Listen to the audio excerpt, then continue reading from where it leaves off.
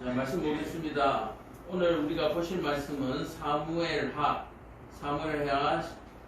16장을 볼 텐데 16장 10절 읽고 말씀 전하겠습니다.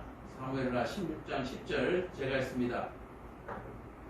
왕이 이르되 스루야의 아들들아 내가 너희와 무슨 상관이 있느냐.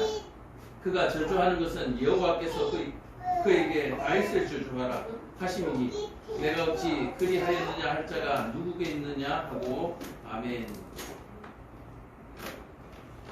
자, 특별한 강조는 없고요. 드린 예물을 위해서 기도하고 시작하겠습니다. 좋으신 아버지 하나님, 은혜를 참으로 감사합니다. 교회를 사랑하고 또한 하나님을 사랑하고 형제를 사랑하여 이 시간에 하나님 앞에 성교의 예물로 또 감사의 예물로 드리는 손길이 있습니다. 주께서 드리는 손길들 위에 복에 복을 더해 주시사 참으로 그 손으로 하는 모든 일들이 하나님을 영광되게 하며 또한 하나님의 기쁘심을 입는 그런 일들이 되게 하여 주옵소서.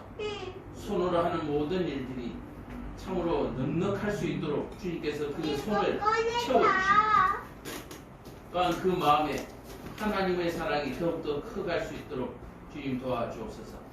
드리는 가정에 하나님께서 은혜 베풀어 주셔서 악한 것들은 물리치시고 좋은 것들은 드리게 하셔서 참으로 복된 가정, 하나님을 호주로 모시는 가정이 되어줄 수 있도록 주님 도와주시고 자녀들에게 믿음의 유산이 잘 물려져서 참으로 하나님을 대대로 섬기는 그러한 집안이 되어질 수 있도록, 그러한 가문이 되어질 수 있도록 은혜 베풀어 주옵소서.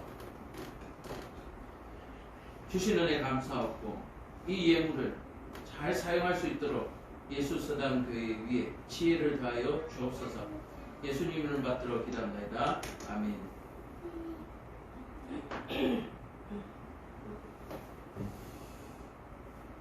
자, 오늘 말씀의 제목은 다윗을 통해 듣는 하나님의 섭리라는 제목으로 말씀 전하겠습니다.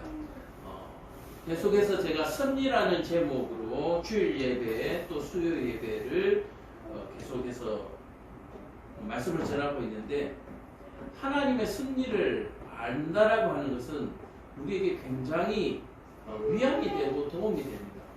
그래서 하나님을 알지 못하면 그저 불안할 뿐이죠. 기도해놓고 이 기도를 언제 응답해 주시나 그렇게 불안할 뿐입니다. 근데 하나님의 섭리를 알고 나면 염려하거나 불안할 필요가 없는 것이죠.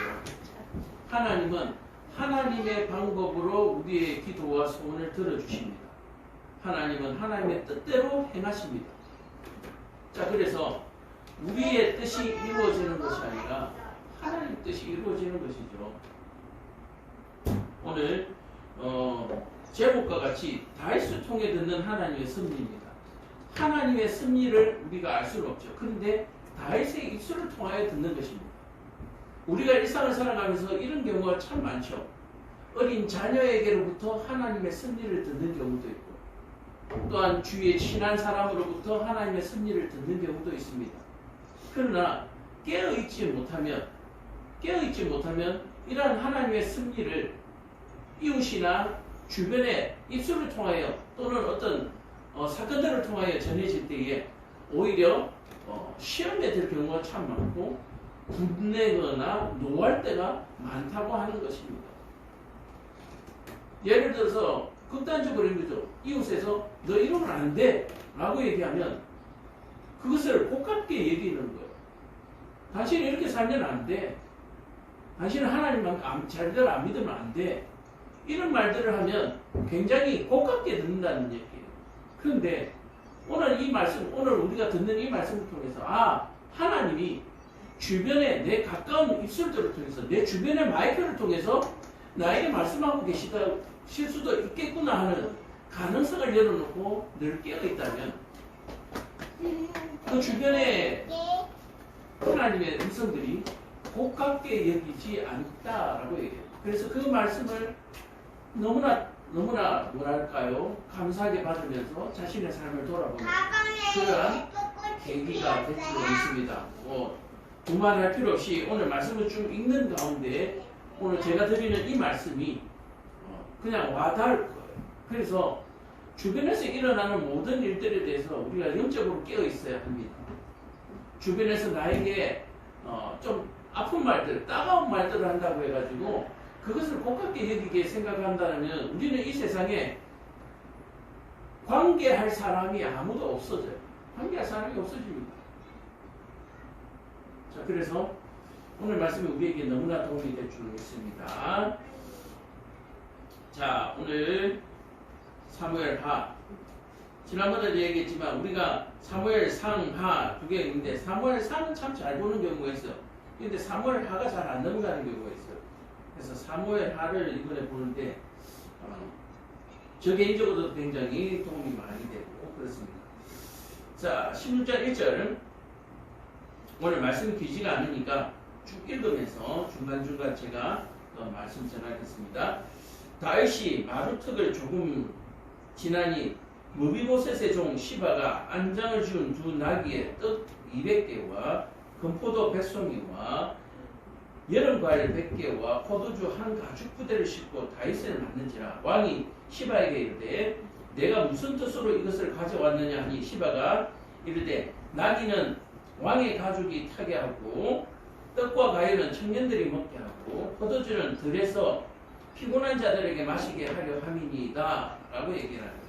왕이 이르되 내 주인의 아들이 어디 있느냐 하니 시바가 대답하였되 예루살렘에 있는데 그가 말하기를 이스라엘의 족속이 오늘 내 아버지의 나라를 내게 돌리리라 하였나이다 하는지라. 왕이 시바에게 이르되 무비보셋에게 있는 것이 다 내 것이니라 하니라. 시바가 이르되 내가 절하나이다. 내 주 왕이여 내 왕 앞에서 은혜를 잊게 하옵소서 라고 얘기를 합니다.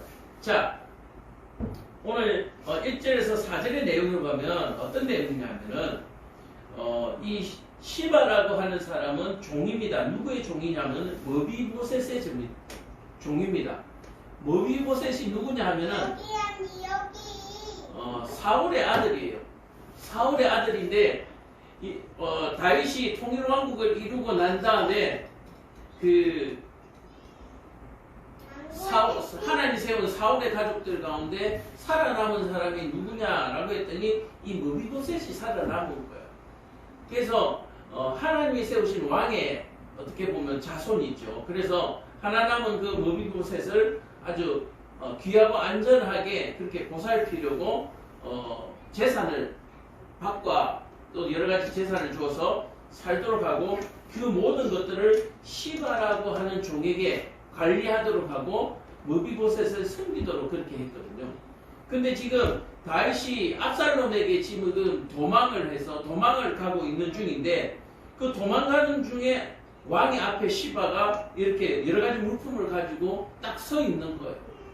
그러니까 다윗의 입장에서는 이 다윗의 앞길을 막는 사람은 어떤 사람입니까? 적이거나 동력자이거나 둘 중에 하나란 말이에요. 그래서 다윗이 도망을 가고 있는데 앞을 딱 앞에서 기다리고 있는 거죠. 시바가. 그래서 이 가지고 있는 것이 무엇이냐 했더니 왕의 그 군사들과 왕이 도망의 예정 가운데 또 전쟁하는 와중에 먹을 수 있는 식량이라고 얘기를 합니다. 자, 그렇게 했더니 다윗은 이렇게 합니다. 이 시바가 자의적으로 나에게 이렇게 충성을 하느냐 아니면 무비보셋이 나에게 가지고 가라고 해서 시켜서 하는 것이냐 라고 하는 의미에서 묻는 거죠. 네 주인이 어디 있느냐 라고 물었을 때에 시바가 이렇게 얘기합니다. 예루살렘에서 이스라엘의 족속이 오늘 내 아버지의 나라를 내게 돌리겠다. 자, 뭐냐면 무비보셋이 다윗이 도망갔다는 소리를 듣고 예루살렘에는 누가 있습니까? 아무도 없어요. 압살롬이 지금 예루살렘으로 들어오는 중이었고 이 무비보셋은 이 예루살렘에 살고 있었단 말이에요. 자, 그러니까 다윗이 도망가고 왕자가 비었으니까 그리고 다윗이 자기의 첩들을 왕궁에 그대로 내두고 그 왕궁을 지키도록 했단 말이에요. 그러다 보니까 무비보셋이 하는 말이 오늘 내 아버지의 나라를 찾겠다. 그러니까 압살롬이 반역한 것도 다윗은 가슴이 아픈데 자기가 그렇게 잘 살뜰하게 보살폈던 사울의 아들 머비보셋이 이제 왕위를 탈탈하려고 한다는 소식을 그 종의 시바로부터 듣게 되는 것이죠. 자, 그래서 이 시바가 이 왕에게 다윗에게 얘기했을 때 다윗이 뭐라고 얘기하냐면 이제 머비보셋에게 주어서 네가 관리하던 그 모든 것들이 네 것이다 라고 얘기해요. 참 대단하죠. 이 종이 지혜가 참 대단해요. 어떻게 보면 종으로서 다윗은 도망가고 있고 머비보셋이 왕위를 뺏으려고 하고 있고 그런 와중에서 자기가 누구의 편에 서야 되는가라고 하는 부분을 심히 고민을 했을 거예요. 그런데 지난번에도 얘기했지만 이 시바가 거기까지 생각했는지는 모르겠지만 다윗이 하는 그 모든 일에 대해서 시바가 감동을 받았던 것 같아요.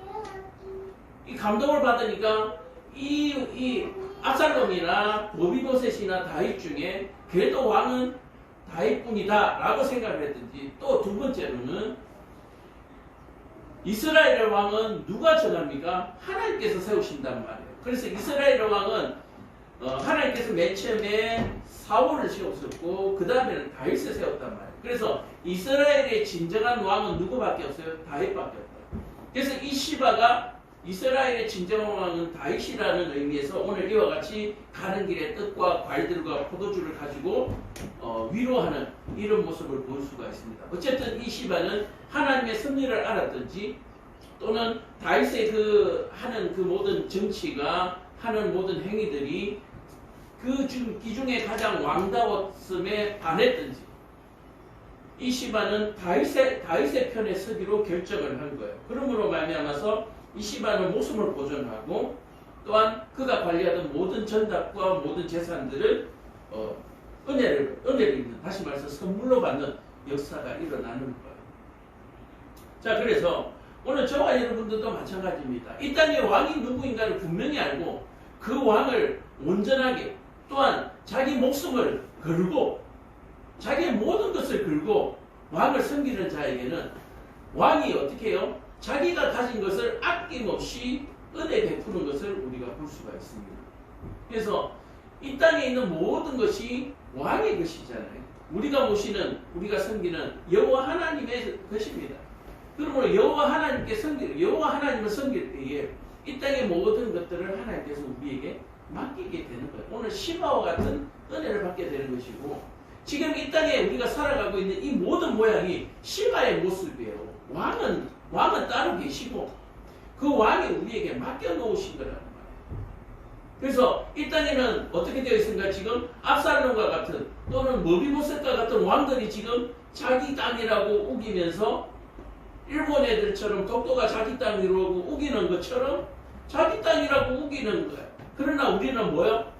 그런 어떤 모든 위협들 가운데서도 여호와 하나님이 왕이라고 그렇게 우리가 믿고 또한 그렇게 섬길 때에 여호와 하나님께서 우리에게 이 모든 전답과 이런 모든 것들을 우리에게 맡긴다라고 하는 사실을 여러분들 꼭 기억하시길 바랍니다.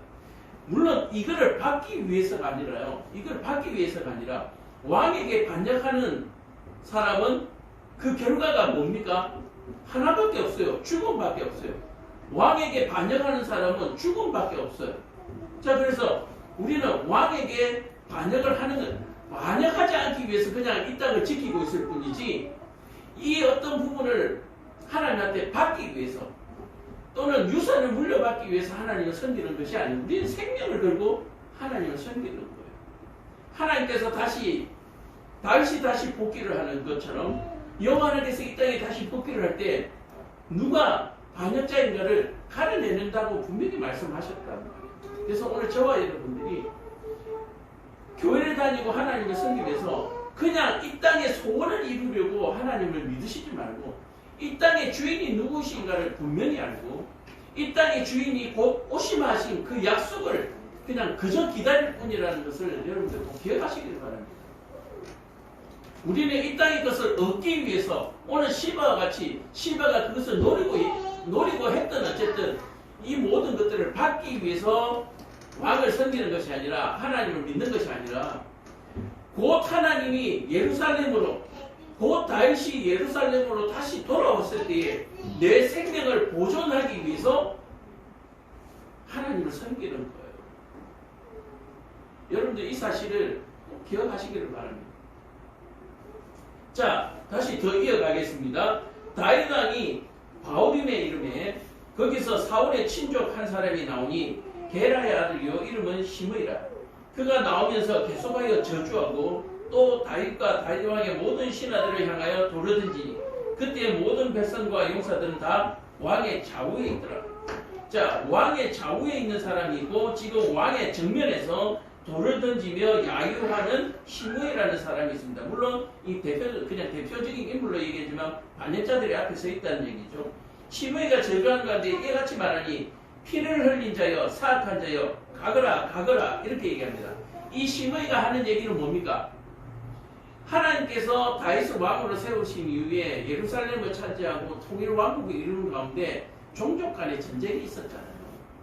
종족 간의 전쟁이 있다 보니까 이 시므이라는 이 사람도 자기 종족들이 그 전쟁으로 인하여 많이 죽었고 그래서 그 예루살렘을 도망하여서 아마 다른 지역에서 살고 있었지 않나 라고 생각을 하는 거예요. 자, 그렇다면 이 사람의 억울함이 이해는 가지만은 그 고통과 아픔이 하나님께 반역함으로 말미암아서 생긴 고통이잖아요. 하나님께 세우신 다윗이 있는데 다윗을 왕으로 세우지 아니하고 반역하려고 했던 무리들이 그 하나님께 대적함으로 인해서 그 종족들 간의 싸움이 12지파의 싸움이 이루어지고 아픔을 겪었던 거예요. 그렇다면 물론 내 형제와 내 이웃들이 내 종족들 가운데 많은 사람이 죽었을 수도 있습니다. 전쟁 중에. 그러나 그 죽음이 어떤 죽음이었는가가 가장 중요한 거예요. 우리는 육신을 위해서 사는 것이 아니라 여호와 하나님을 위해서 사는 것입니다. 하나님께 반역하는 사람은 내 가족이라 할지라도 내 형제라고 할지라도 그와 뜻을 같이 할 수 없는 것이 우리의 처지다라고 얘기하는 거예요.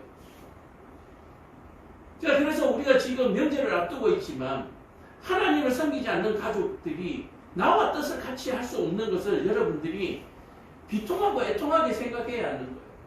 그래서 나와 같이 하지 못하는 이 부분에 대해서 우리가 부단히 가슴 아파하면서 전도하고 우리 하나님을 섬길 수 있도록 우리가 그 일을 해야 하는 거예요.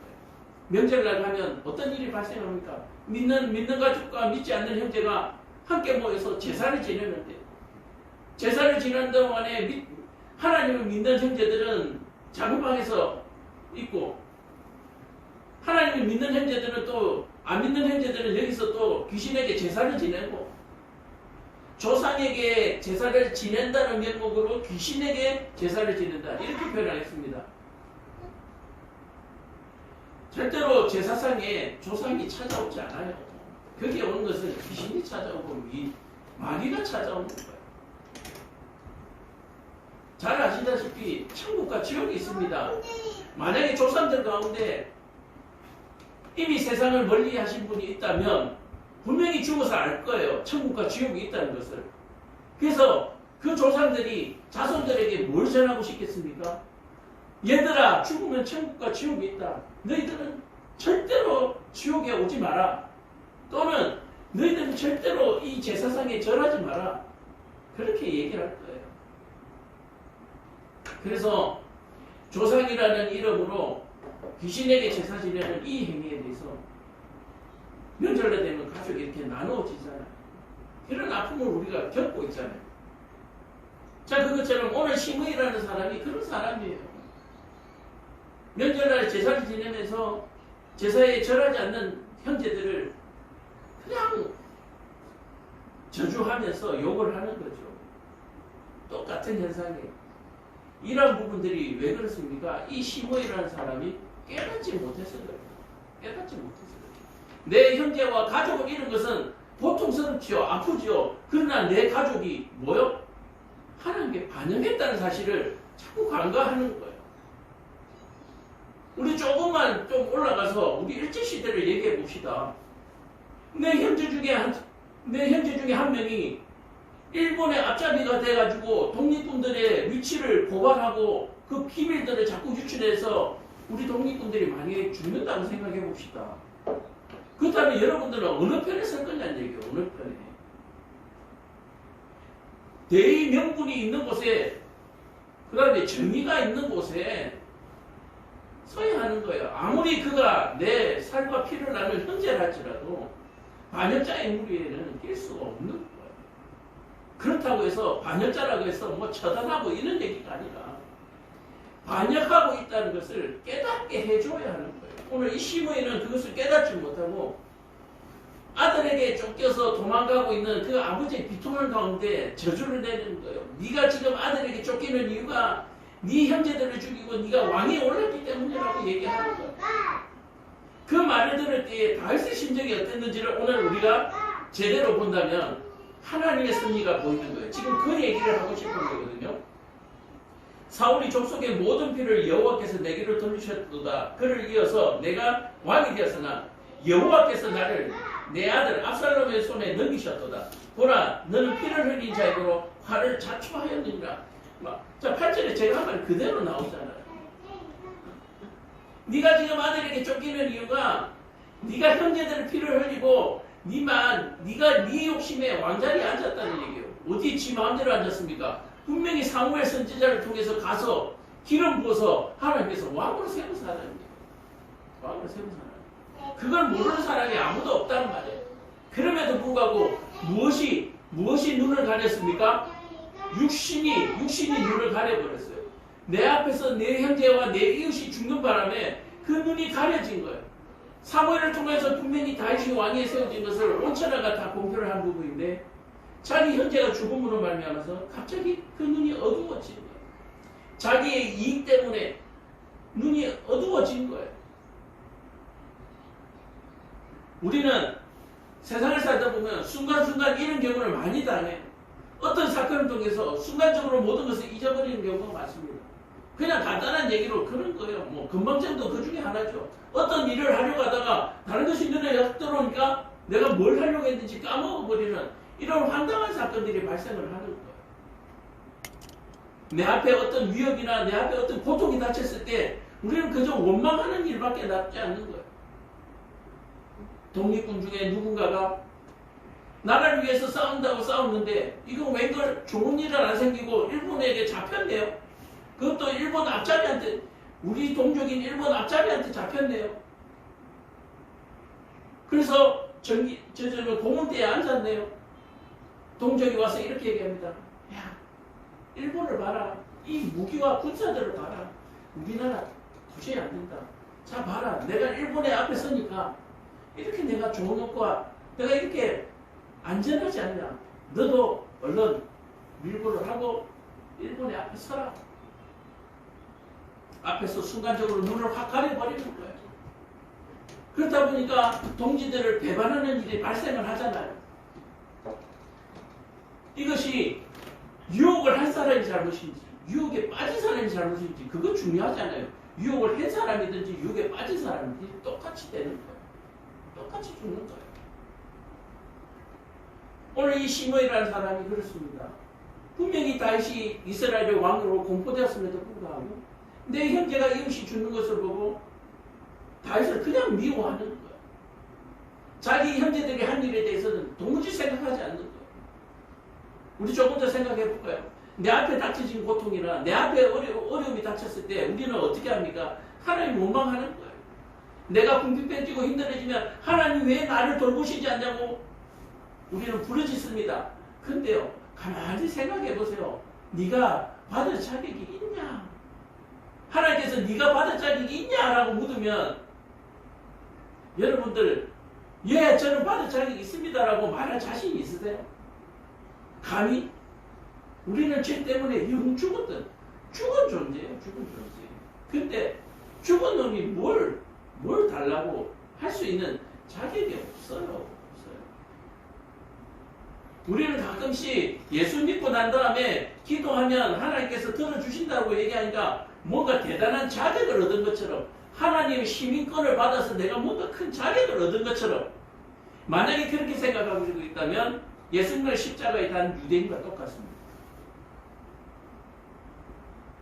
그럼에도 불구하고 나는 죄인이고 오로지 하나님의 은혜로만 삽니다라고 고백하는 사람, 내가 죽으나 사나 어떤 환경에 빠지더라도 내가 하나님만 바라보며 살겠다고 고백하는 사람, 그 사람이 참 그리스도인이고 이 잔을 내게로 돌리지 마옵시되 주 뜻대로 하옵시옵소서 하는 그 예수님의 마지막 기도를 우리가 기억하면서 신앙생활을 해야 되는 거예요. 내가 원하는 기도가 들어지면 어떻고 내가 소원하는 것들이 안 이루어지면 어떻습니까? 하나님이 나를 아시고 하나님의 나라에 내가 시민권을 받아서 심판을 면할 수 있다는데 그것만 해도 우리는 하나님을 주인으로 모시는 충분한 이유가 되는 것입니다. 감사할 것이 없어서 감사한 것이 없습니다. 내가 피땀 흘려 수고했기 때문에 하나님 앞에 12조를 드릴 것이 없습니다.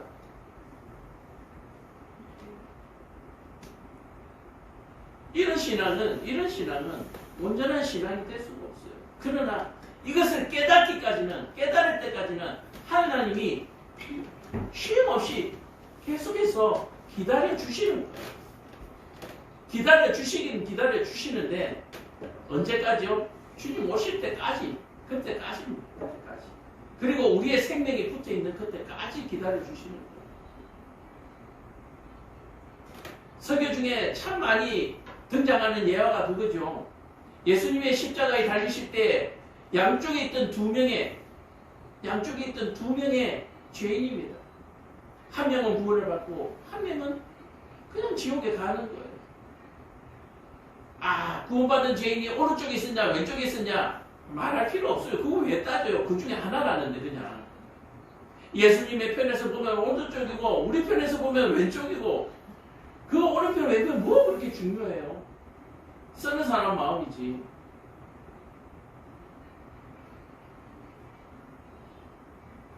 우리는 마지막 구원을 위해서 예수 믿는 것이지 이 땅의 복락을 위해서 예수 믿는 것 아니라는 사실 여러분들 꼭 기억하시고, 또한 이 땅에서 억울하게 고통당할 때 하나님께서 우리를 불쌍히 여겨 주셔서 우리를 구원해 주시는 것, 그 이상도 그 이유도 아니에요.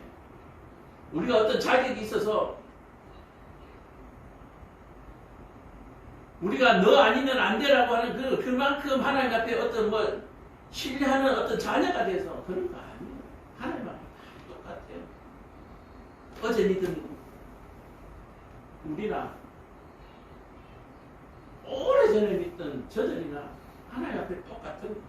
그러니까 이 시므이가 무엇에 눈에 가렸는지를 여러분들이 잘 보세요.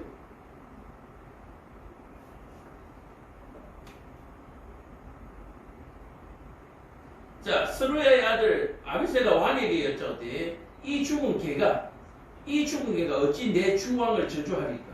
자, 이 죽은 개라고 하는 것은 뭡니까? 시므이를 얘기하는 것이죠.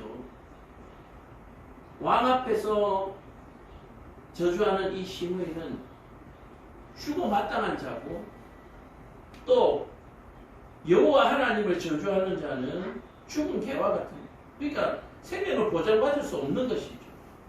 내 주왕을 저주하리까?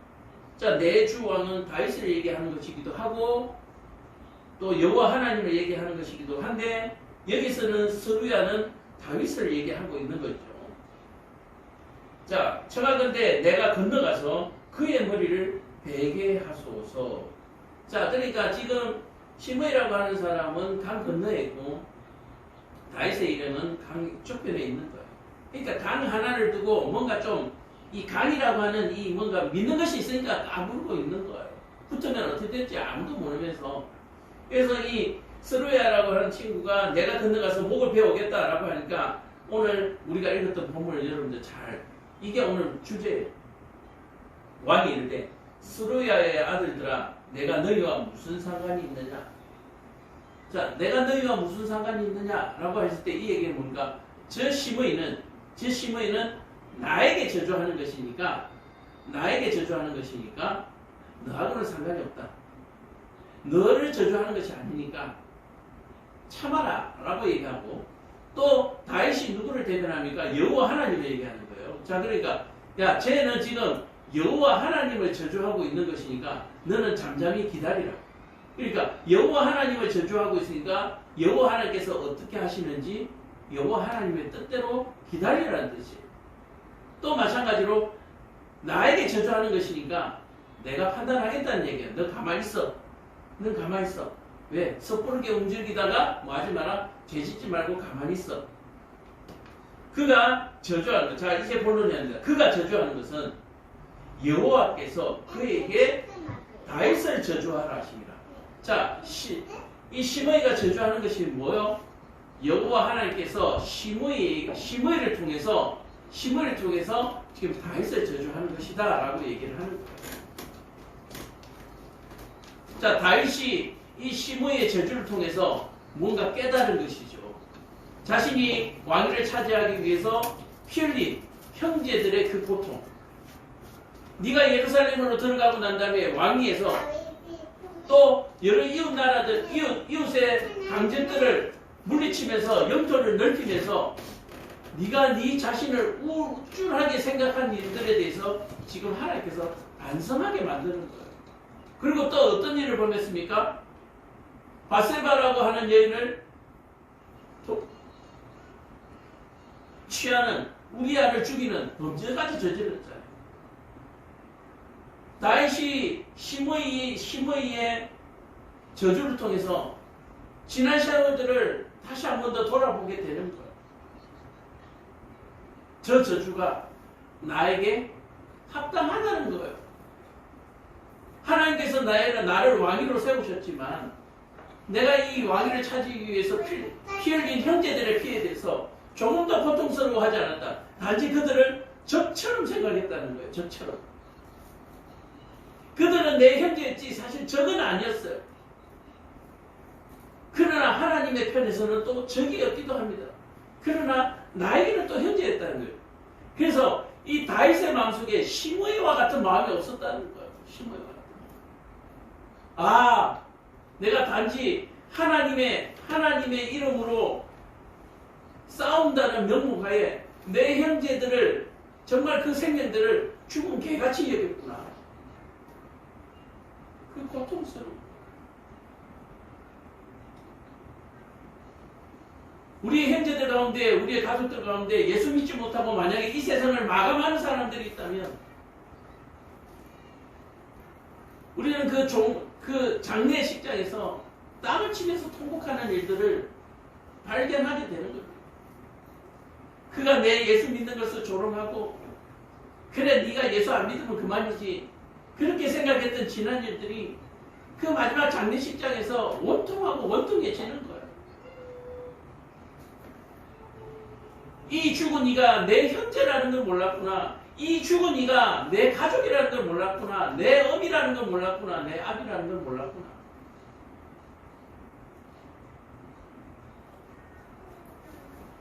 제가 아버지와 형을 보내고 난 다음에 두 분을 보내고 난 다음에 몇 개월 동안 이것 때문에 굉장히 있을 것입니다.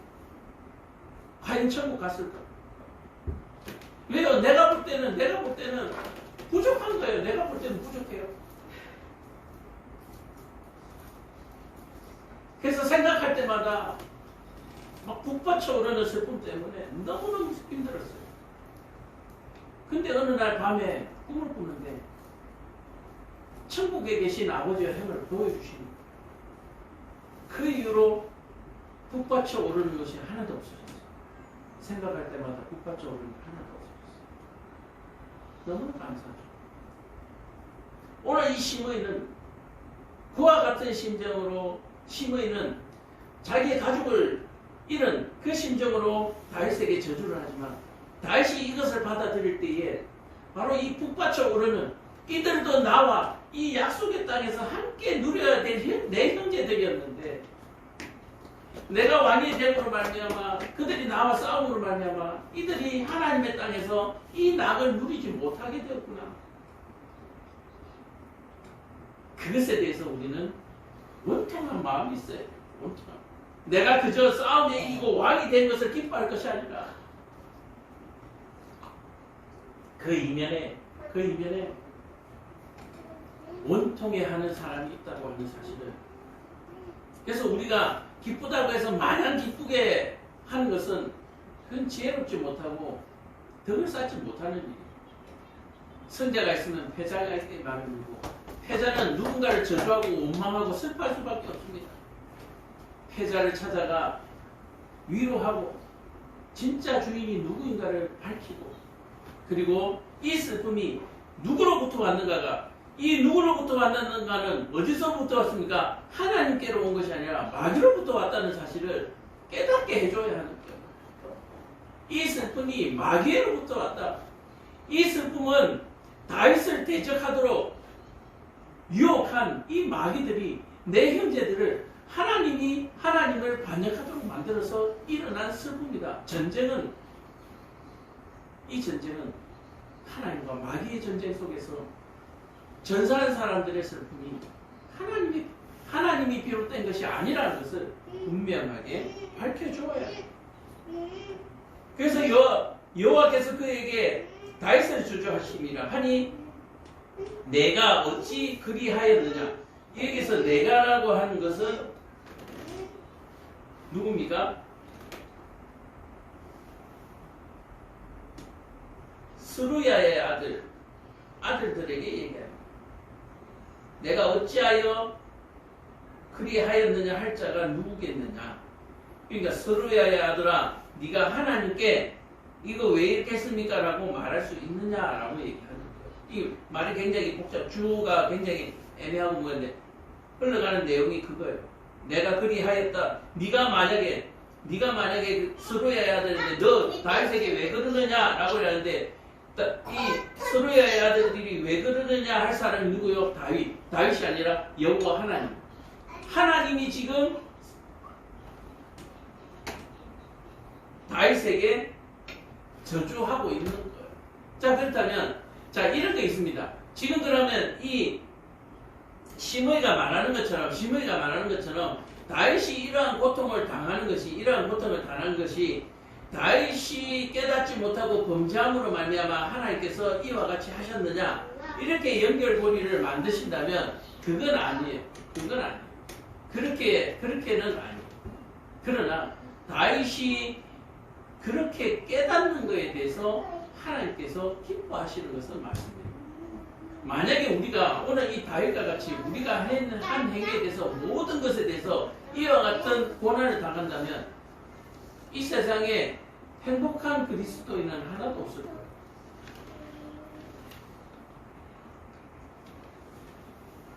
단지 다윗은 이 고통 가운데 이 깨달음을 통해서 뭡니까? 마음의 평안을 얻는 것이고, 시므이라고 하는 이 인물에 대해서 다시 한 번 더 생각하게 되는 거예요. 또 다윗이 아비새와 모든 신하들에게 이르되 내 몸에서 난 아들도 내 생명을 헤아려 하거든. 하물며 이 베냐민 사람이라 여호와께서 그에게 명령하신 것이니 그가 저주하게 내버려 두라. 하나님께서 주시는 이 깨달음으로 말미암아서 시므이라고 하는 이 사람의 생명이 보존되고 있다는 사실을 여러분 꼭 기억하시고, 하나님이 시므이의 생명을 보존하는 거예요. 그래서 이 시므이는 어떻습니까? 다윗에게 여호와 하나님께 은혜를 입음으로 말미암아서, 다시 말해서 지금 생명을 보존받음으로 말미암아서 다시 회심할 수 있는 기회를 한 번 더 주는 거예요. 왜 그렇습니까? 이 시므이가 당하는 고통은 시므이의 잘못이 아닙니다. 그냥 자기 형제들이 그렇게 하는 바람에 휩쓸렸을 뿐이고 자기의 생각은 아닐 수도 있습니다. 그러나 자기의 형제들이 비통한 죽음을 당했기 때문에 올 수 있는 슬픔 충분히 이해할 수 있다. 그러나 하나님께서 이 시므에게 다시 한 번 더 기회를 주십니다. 자, 여기서 깨달으면 살 것이고 깨닫지 못하면 죽을 것이고, 혹시 여호와께서 나의 원통함을 감찰하시리니 오늘 그 저주 때문에 여호와께서 선으로 내게 갚아주시리라고. 다윗과 그의 주종자들이 길을 갈 때에 시므이는 산비탈로 따라가면서 저주하고 그를 향하여 돌을 던지며 먼지를 날리더라. 왕과 그와 함께 있는 백성이 다 피곤하여 한 곳에 이르러 거기서 쉬니라. 자, 그가 달려오면서 돌을 던지면서 하는데도 다윗이 뭐요? 그대로 내버려 두는 거예요. 이거 참 비통한 일이죠. 왜냐하면은 지금 아들에게 쫓기고 있는 이 비통한 심정을 그가 저주하는 동안에 계속해서 그걸 상기하면서 가는 거예요. 길을 가다 보면 배도 고프고 피곤하기도 해서 잠시 잊을 수도 있는데 이 시므이라는 사람이 계속 따라다니면서 저주를 하니까 내가 지금 아들한테 쫓기고 있구나. 내가 아들한테 지금 쫓기고 있구나. 나 때문에 내 형제들이 그렇게 많은 피를 흘렸구나. 계속해서 고통당하면서 가는 거예요. 이 모든 것들이 하나님께서 자기에게 하는 것이라는 것을 깨닫고 다윗은 회개하면서 지금 도망자의 길을 가는 거예요. 회개하면서. 압살롬과 모든 이스라엘 백성들이 예루살렘에 이르고 아이돔에도 그와 함께 있는지라. 자, 이제 압살롬이 실로에서 제사를 지내고 자기가 왕이 되었다라고 선포한 다음에 예루살렘에 입성했습니다. 다윗의 친구 아렉 사람 후세가 압살롬에게 나갈 때 그에게 말하기를 왕이여 만세, 왕이여 만세하니 압살롬이 후세에게 이르되, 자, 이 후세는 그 다윗의 신복입니다. 그래서 후세에게 이르되 이것이 내가 친구를 후대하는 것이냐, 내가 어찌하여서 내 친구와 함께 가지 아니하였느냐. 야, 너는 다윗하고 친하지 않냐? 다윗의 종이지 않냐? 왜 같이 도망 안 가고 여기 남았느냐? 라고 이제 의심에 누출을 하니까 후세가 압살롬에게 이르되 그렇지 아니하니라. 내가 여호와와 이 백성 모든 이스라엘을 택한 자에게 속하여 그와 함께 있을 것이니이다. 자, 후세가 하는 말이 뭡니까? 나는 이스라엘과 여호와 하나님을 섬기는 사람이지 다윗을 섬기는 것은 아니다. 다윗이 왕이었기에 섬겼지. 이 지금은 압살롬이 왕이니까, 지금은 압살롬이니까 나는 압살롬을 섬길 것입니다. 라고 얘기하는데 이것이 뭐요? 이게 계략이라고 하는 거죠. 이게 뭐냐면 다윗의 블랙 영혼이거든요. 자, 그래서 이와 같이 압살롬에게 안심을 시킵니다. 또 내가 이제 누구를 섬기니까? 그의 아들 아니니까. 내가 전에 왕의 아들, 아버지를 섬겼으니까 이제 왕을 섬길 것이다. 응가한데 압살롬이 아이도에게 이르되 너는 어떻게 행할 계략을 우리에게 가르치려 하니? 아이도들이 압살롬에게 이르되 왕의 아버지가 남겨도 왕궁을 지키게 한 후 궁들과 더불어 동침함으로써 후궁들과 동침함으로써 그리하면 왕께서 왕의 아버지가 미워하는 바 됨을 온 이스라엘이 들으리니 왕과 함께 있는 모든 사람이 이미 더욱 강해질 것이다. 이 아이도빌이라고 하는 이 그 책사지요. 다윗의 책사가 압살롬에게 붙었거든요. 압살롬에게 붙었는데 이 아이도벨의 계략이 아버지의 후궁들과 동침하도록 시킵니다. 이건 뭡니까? 비록 후궁이기는 하지만 뭐요? 아버지의 후궁이니까 소위 말해서 엄마들이잖아요. 엄마들과 동침하도록 만드는 거예요. 자, 이렇게 함으로 말미암아서 압살롬이 완전히 이 왕궁의 왕이고 또 다윗과는 완전히 결별되어진 독립체로서의 온전한 왕이다 라고 하는 것을 선포하도록 이 아주 나쁜 짓을 시키는 거예요. 그래서 옆에 좋은 사람을 둬야 되는 거예요. 옆에 좋은 사람. 이 아이도빌이라는 사람이 압살롬에게 붙은 이유가 뭐겠습니까? 자기 목숨 보장하기 위해서 그냥 자기에게 높은 자리, 자기 책사 자리를 유지시켜주고 또 신복으로 삼아주니까 그냥 그게 붙어버린 거예요. 이에 사람들이 압살롬을 위하여 옥상에서 장막을 치니 압살롬이 온 이스라엘 무리의 눈앞에서 그 아버지의 후궁들과 더불어 동침하니라. 이 결코 아름다운 모습 아니죠. 자기가 아버지의 후궁들과 음란하게 동침하는 것을 모든 사람들이 보도록 옥상에서 보는 데서 그렇게 음란한 짓을 하는 거예요. 그때에 이 음란한 짓들을 보면 뭐냐면은 우상을 섬기는 사람들의 제사의 모양도 이래요. 제사를 지내는데 그 제사를 지내는 와중에 이런 음란한 짓을 합니다. 이런 나쁜, 그때의 아이도빌이 베푸는 계략은 사람이 하나님께 물어서 받은 말씀과 같은 것이라. 아이도벨의 모든 계략은 다윗에게나 압살롬에게나 그와 같이 여겨졌더라. 자, 이 아이도벨이 어떤 사람이 됐습니까? 이 압살롬과 모든 사람들에게 하나님의 말씀같이 되었다. 결국 이 아이도벨이 뭡니까? 무당이 되어버린 거죠. 우상이 되어버린 거죠. 아이도벨이 하는 말이 하나님과 같다. 그래서 결국은 이 모든 것들이 범죄로 이어지는데 제가 드리는 말씀도 늘 이 말씀이에요. 목사 믿지 말라고 얘기하는 거, 목사 믿지 말라고 하는 것이 바로 이 얘기입니다. 교회 와서 설교를 듣는데 목사 말이 다 맞다고 듣지 마십시오. 그냥 하나님의 말씀을 읽는데 도움을 좀 받는다라고 생각하시고 설교에 참조를 하실 뿐이지 우리 목사님 말은 무조건 다 맞아. 우리 목사님 하는 말은 무조건 들어야 돼. 그런 신앙은 결코 올바른 신앙이 아니고 하나님께서 기뻐하시는 신앙도 아니며 오히려 그 좋아하고 사랑하시는 목사님을 죽이는 일이에요. 그래서 죽은 목사님들 많잖아요. 여러분들 잘 아시는 것처럼. 오늘 이 말씀을 여러분들이 잘 기억하세요. 내가 우리 목사님을 신으로 만들어버리는 순간 우리 목사님은 하나님 앞에 버려진다라고 하는 사실을 꼭 기억하시고. 자, 오늘 이와 같이 이 다윗의 깨달음을 통해서 다윗의 깨달음과 그 다윗의 입술을 통해서 하나님의 섭리를 보고 계십니다. 자, 하나님이 어떠신 분입니까? 자기를 섬기지 않는 우상을 섬기는 사람을 가차없이 진멸하시는 분이에요. 그래서 하나님을 잔인한 분이라고 생각하시는 분이 너무너무 많아요. 그런데 그 잔인하신 하나님이 아니라 그렇게 죽어가는 생명들을 보면서 소위 말해서 다윗의 손에 의해서 죽어가는 그 생명들을 보면서 하나님은 피눈물을 흘리고 계시다는 사실을 여러분들 꼭 기억하시길 바랍니다. 가끔씩 이렇게 얘기합니다. 하나님은 다윗 편이니까 다윗 뒤에서 다윗을 계속해서 칭찬하시면서 모든 사람을 적으로 만들어버리는 그런 하나님으로 생각하는데 아니요.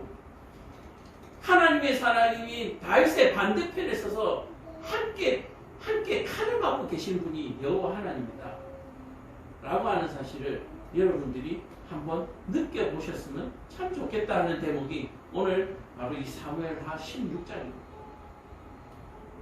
자, 하나님이 내 기도를 들어주셨어요. 예를 들어서 나는 성공하고 내 상대하는 어떤 누군가가 망하게 하셨다고 얘기합시다. 그러면 하나님이 어디에 계시겠어요? 흥한 내 편에 계셨다? 맞기도 하지만 망한 이자의 편에도 저 편에도 하나님께서 계시다라고 하는 사실을 여러분들 기억하시길 바랍니다.